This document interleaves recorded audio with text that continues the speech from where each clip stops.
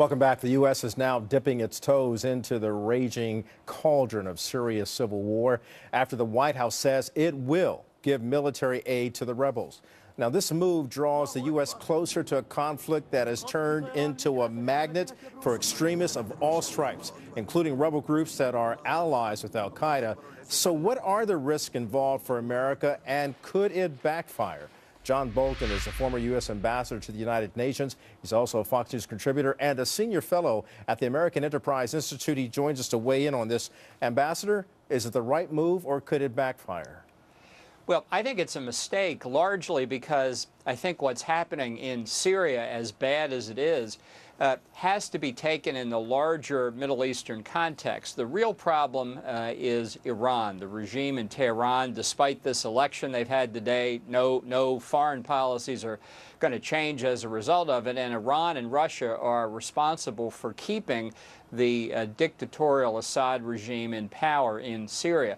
The Obama administration, I think, is trying to have it both ways here. They say they're going to arm the opposition forces, but when you peel back the headline, it's pretty hard to find details. They said on Friday they will not have a no-fly zone, which the rebels say they need.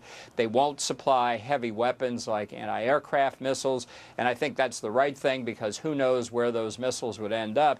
But supplying small arms is not going to be enough to change the dynamic of the battlefield as we see it now. So the Obama administration, which has had a very confused policy on Syria, to say the least, these last 2.5 years, has not made as dramatic a change as people think, but nonetheless may be setting up to put the U.S. in the worst of both possible worlds. Well, that's quite an assessment, especially when you talk about the small arms, because that is not very pleasing at all to some of the critics of the president who basically have challenged him to provide more, such as Senator John McCain, you'll recall, who wanted the president to put into motion some anti-aircraft weaponry or anti-aircraft missiles to knock out Syria's air power. So is the president's response enough to help these rebels? As you've mentioned, small arms is not enough to turn the tide on Syria's military forces.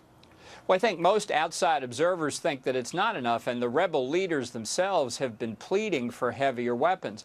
I think Senator McCain would say that the most important thing is the no-fly zone, because that would neutralize the Assad regime's most important military power, which is in the air.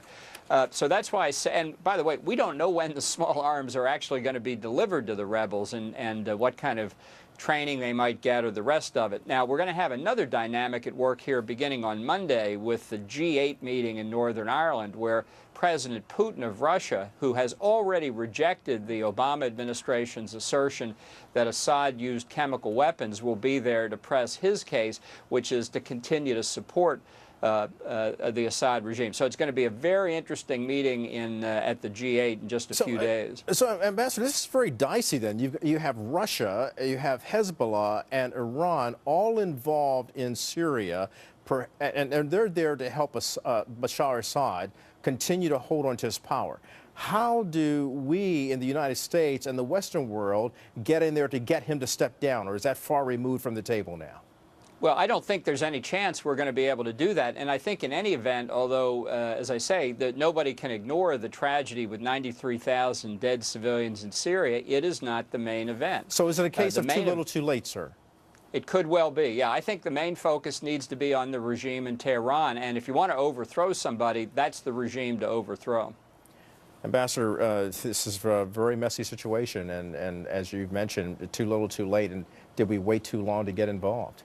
That's the question that remains right now.